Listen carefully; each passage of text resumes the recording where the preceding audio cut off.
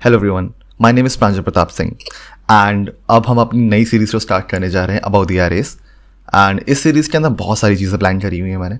इसमें बहुत ही बेसिक से लेके काफ़ी एडवांस लेवल पे जाएंगे, बहुत सारी अलग अलग चीज़ें एक्सप्लोर करेंगे जो शायद आपने कभी ना पढ़ी हो। So if you are beginner, this is for you. अगर आपको थोड़ा सा इंटरमीडिएट या एडवांस लेवल का दिखना है, दिस इज़ फॉर यू। तो उसके अंदर काफ़ी वीडियोज़ आने वाली हैं and this is just the introductory part. यहाँ पे बस मैं इंट्रोडक्शन बताऊँगा एंड इफ़ आपको एरेज के बारे में कुछ चीज़ें पता भी हैं, फिर भी आई विल रिकमेंड कि आप इसमें देख सकते हो, कुछ ना कुछ तो शायद आपको नया मिलेगा ही। Alright, so let's start with our introduction. So introduction to the arrays, इसमें आपका कुछ प्री रिक्विजिट रहना चाहिए। लाइक इस चैप्टर के लिए तो नहीं, बट बाद में कुछ चैप्टर्स ऐसे आने वाले हैं जिसमें आपको कुछ ना कुछ प्री रिक्विजिट चाहिए होगा। इस वाले वीडियो के लिए एटलीस्ट आपको डेटा टाइप्स के बारे में थोड़ा पता होना चाहिए। फॉर लूप एंड जो बेसिक सिंटैक्स है वो बाद में आएगा, बट एटलीस्ट आपको डेटा टाइप्स क्या होते हैं ये पता होना चाहिए सी प्लस प्लस के अंदर। In general C plus plus के बारे में बात कर रहा हूँ, बाकी भी एरेज को लेकर कंसेप्ट हर लैंग्वेज में most of the time same ही रहता है, बट जावास्क्रिप्ट में नहीं, क्योंकि कुछ चीज़ें उसमें अलग होती हैं। ठीक है, तो let's explore the fundamentals of the array and how arrays works behind the scenes. इसका फंडामेंटल प्रॉपर्टीज़ क्या होती हैं, तो इन सब चीज़ों के बारे में हम बात करेंगे इस वीडियो में। ठीक है, so let's ask our first question कि व्हाट इज़ एन एरे। तो एक एरे की बहुत ही पॉपुलर डेफिनेशन ये होती है कि array is collection of elements stored at contiguous memory locations. तो क्या मतलब है, काफ़ी कुछ क्रिप्टिक सा इसके अंदर लिखा हुआ है, तो समझते हैं, ब्रेक डाउन करते हैं एक एक करके। तो एरे, जो कि इसका नाम है, is collection of elements stored at contiguous memory locations. ठीक है, तो मुझे यहाँ पे दिखा कलेक्शंस, कुछ कलेक्शंस के बारे में बात हो रही है, कुछ एलिमेंट्स के बारे में बात हो रही है, स्टोरेज की बात भी हो रही है एट कंटीजियस मेमोरी लोकेशंस। तो काफ़ी कुछ है इसके अंदर कवर करने के लिए। कलेक्शंस क्या होता है, यहाँ पे देखता हूँ कलेक्शन क्या है, ग्रुप ऑफ एलिमेंट्स। ठीक है, ओके, तो कुछ ग्रुप ऑफ एलिमेंट्स की बात हो रही है। एलिमेंट्स, अब एलिमेंट्स क्या होता है, एलिमेंट्स देखो यार अलग अलग तरीके के हो सकते हैं। एक एरे के अंदर हम इंटीजर टाइप के एलिमेंट्स को बना सकते हैं, लाइक से 1 2 3 4 5 6 7 8 इंटीजर्स। फ्लोट टाइप का बना सकते हैं 1.2 1.5 10.0। ठीक है, हम स्ट्रिंग का बना सकते हैं, नाम राहुल, लाइक दिस। हम कैरेक्टर बना सकते हैं ABCD या फिर कुछ ऐसा। हम बुलियन टाइप बना सकते हैं ट्रू और फॉल्स। तो data types can be anything. Data type एक ऑब्जेक्ट भी हो सकता है, अगर आपने क्लास के बारे में पढ़ा हुआ है, बट उसमें नहीं जाते हैं अभी हम प्रिमिटिव डेटा टाइप्स को ही रखेंगे। तो प्रिमिटिव डेटा टाइप्स में अगर मैं बात करूं तो ये कुछ डेटा टाइप्स हैं जो कि एक एलिमेंट को बना सकते हैं। ठीक है, मैंने एग्जांपल के लिए यहाँ पे भी इंटीजर लिया हुआ है, आगे जाके I will give more examples, like string हो गया, बुलियन हो गया, कैरेक्टर हो गया, फ्लोट हो गया, इन सब के बारे में भी एग्जांपल्स तो हम चेक करेंगे। फिलहाल अज्यूम करते हैं कि हमारे जो एलिमेंट्स हैं इस एरे के अंदर जिसके बारे में हम बात कर रहे हैं वो भी इंटीजर टाइप्स के हैं। तो माई collection will be this 2 5 6 7। Collection का मतलब यहाँ पे ये भी हो सकता है कि they are group of elements. Alright, group of elements 2 5 6 7। ठीक है, तो एरे इज अ कलेक्शन या फिर ये ग्रुप ऑफ एलिमेंट्स जो मैं बताएं क्या होते हैं, stored at contiguous memory locations. Contiguous क्या होता है, अब देखो कंटीजियस मतलब क्या होता है कि एक साथ या फिर जुड़े हुए। कंटीजियस का मतलब क्या होता है, एक साथ या फिर जुड़ा हुआ, या फिर ऐसा भी कह सकते हैं एडजेसेंट, आसपास, या फिर नेबरिंग, कुछ भी बोल सकते हो, बट एक साथ और जुड़े हुए काफ़ी क्लोज टर्म्स है जो इसके लिए यूज़ की जा सकती हैं। तो कंटीजियस मतलब कि एक साथ, आसपास, बिल्कुल जुड़े हुए हैं, कनेक्टेड हैं। ठीक है, इन अ ग्रुप, स्ट्रांगली बॉन्डेड, आसपास। ठीक है, तो ग्रुप ऑफ एलिमेंट्स हैं कुछ ऐसे 2 6 5 7। ये अभी तो इंडिविजुअल है, इनका कोई कनेक्शन नहीं दिख रहा है मुझे यहाँ पे, बट इनको मैं एक साथ ला के रख देता हूँ यहाँ पे एक साथ। ठीक है, किसी चीज़ के अंदर, then they become a collection of elements. अभी ये एक क्लाउड के अंदर है। ठीक है, I don't know what this cloud is, but उसके अंदर ही सारे एलिमेंट्स आ गए एंड अभी इसके बाहर नहीं जा सकते, अभी एक साथ ही हैं, कुछ ना कुछ कनेक्शन बैठ गया इनके बीच में। Now these are called a collection of elements.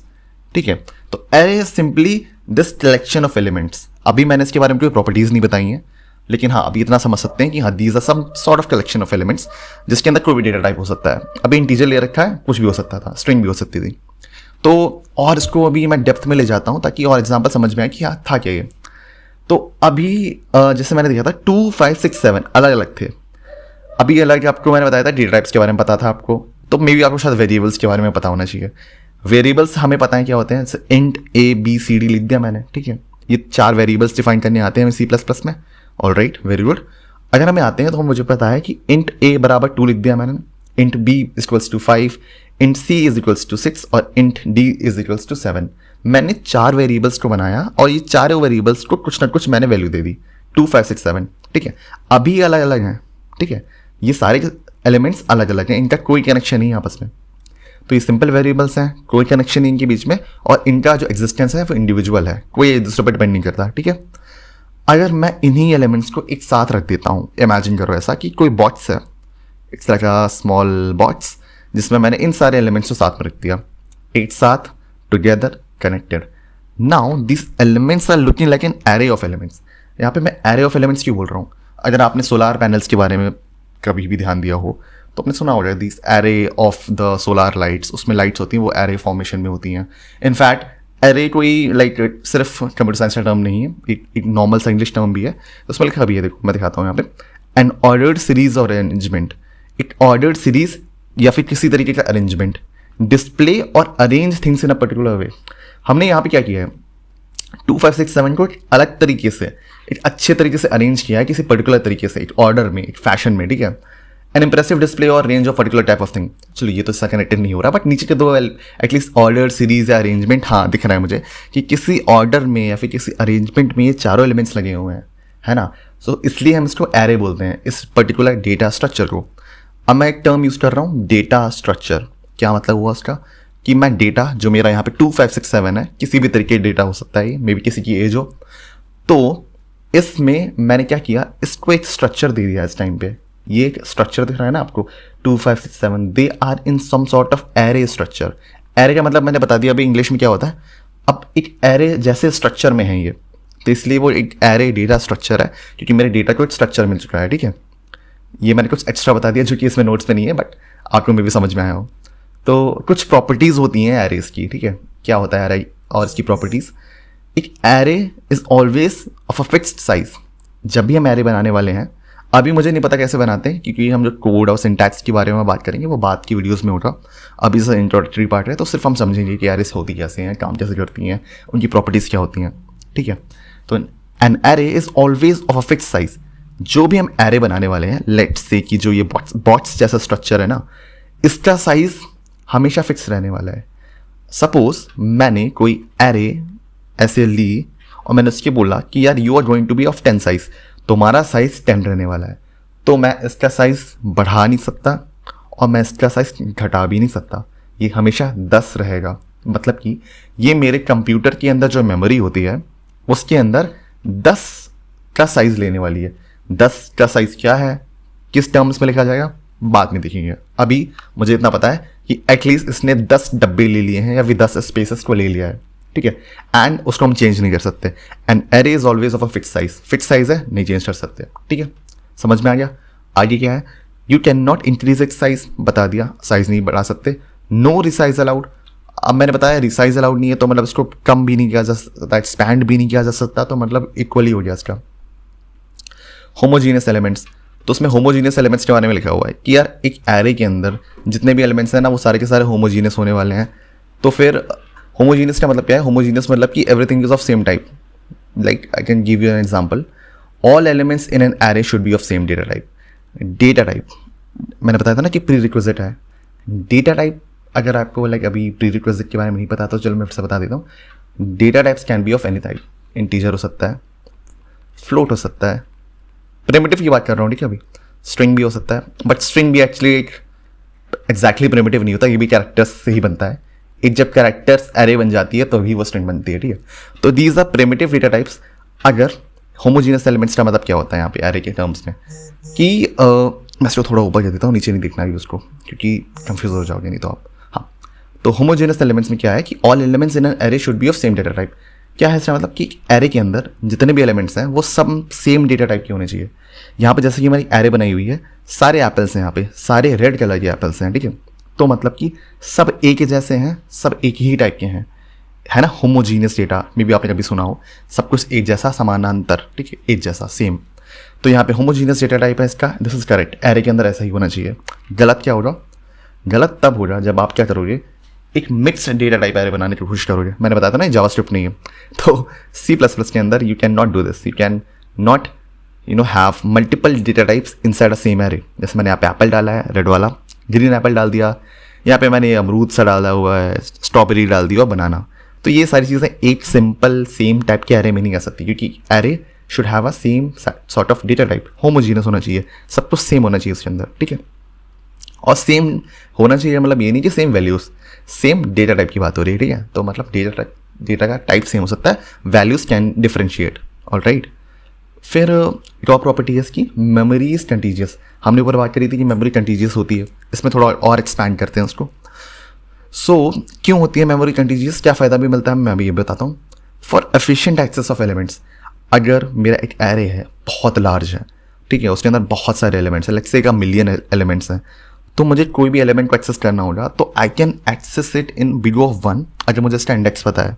Index क्या होते हैं I will tell you, but ये इसका एक यूसेज है कि मुझे कोई भी एलिमेंट एक्सेस करना है तो बहुत ही एफिशिएंटली जल्दी से एक्सेस कर सकता हूँ मैं।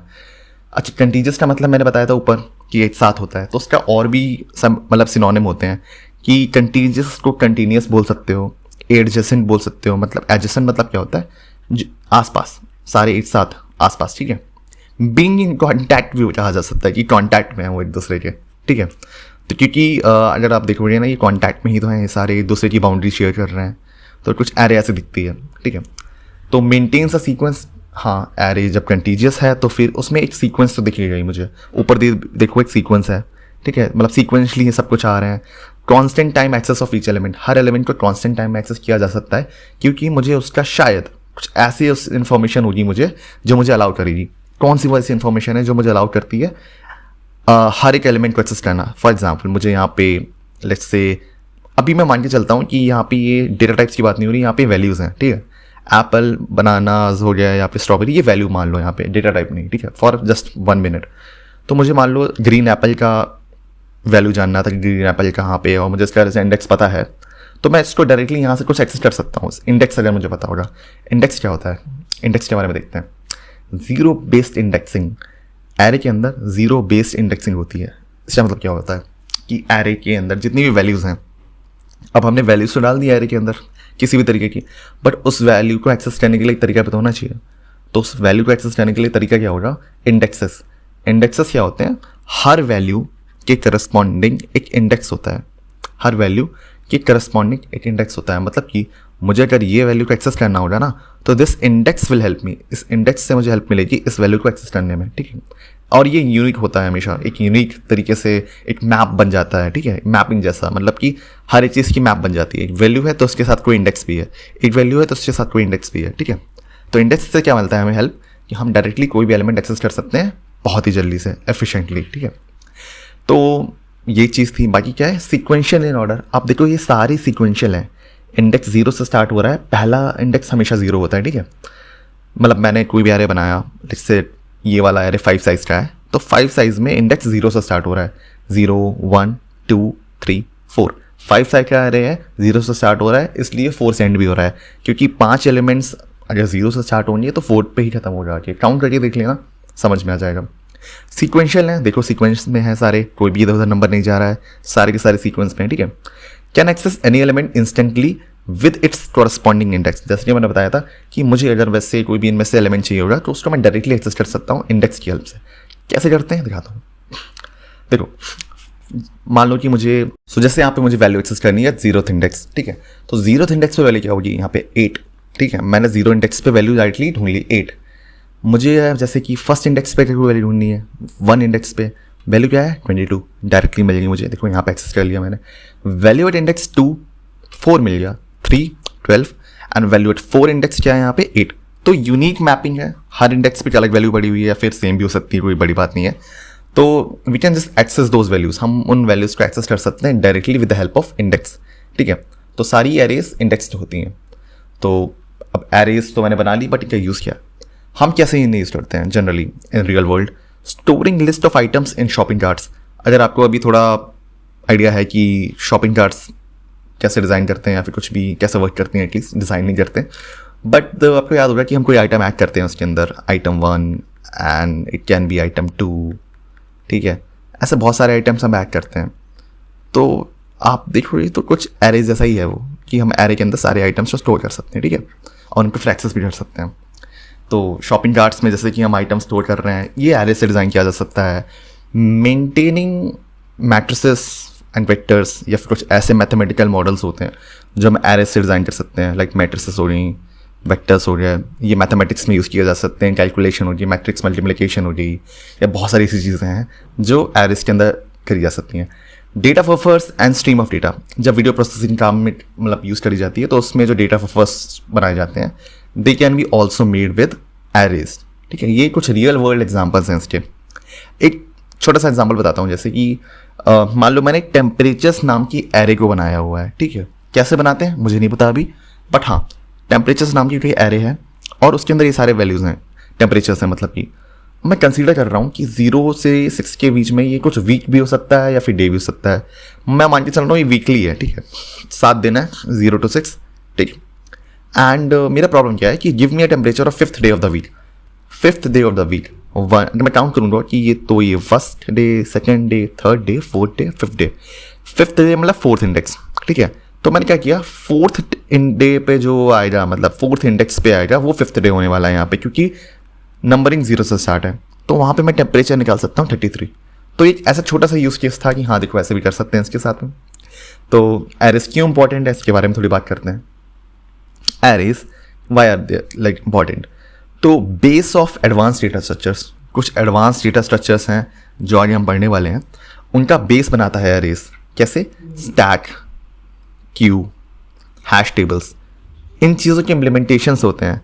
इनके जो इम्प्लीमेंटेशंस है या फिर इनका जो वर्किंग है उसका अंडरस्टैंडिंग कहीं ना कहीं एरेस से बहुत ज़्यादा इंस्पायर्ड होता है। हैश टेबल्स के तो कुछ इम्प्लीमेंटेशंस भी इनफैक्ट एरेस से ही होते हैं, तो वो चीज़ बहुत इंपॉर्टेंट है। अगर हमें एडवांस डेटा स्ट्रक्चर समझना है तो हमें बेसिक तो समझना ही पड़ेगा। Solid foundation of data structures, देखा मैंने बताया था कि कुछ सॉलिड फाउंडेशंस बनानी पड़ती हैं हमें डेटा स्ट्रक्चर्स को समझने के लिए, तो arrays is the most basic one. हमें सबसे बेसिक यही मिलता है समझने के लिए।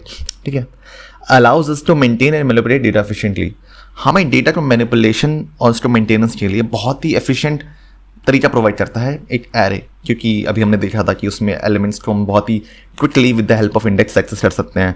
बाकी उस एरे के अंदर एलिमेंट्स डालना या फिर उसको निकालना, एक्सेस करना, ये सब चीज़ें हमने अभी सिंटैक्स के मामले में नहीं समझी हैं। अभी हमने उसके बारे में लैंग्वेज रिलेटेड कोई चीज़ ऐसी स्पेसिफिक समझी नहीं है, बट हाँ हमने थोड़ा सा सॉलिड फाउंडेशन तो बना ही लिया है कि एरेस क्या होते हैं। बाकी और behind the scenes of arrays जो और इसको डेप्थ में ले जाएगा कि मेमोरी कैसे काम करती है या फिर मेमोरी के अंदर कैसे जाते हैं, ये एरे कैसे डिफाइन करी जाती है, इन चीज़ों के बारे में हम नेक्स्ट वीडियो में समझेंगे जो कि इससे बहुत ही डेप्थ में जाने वाली है।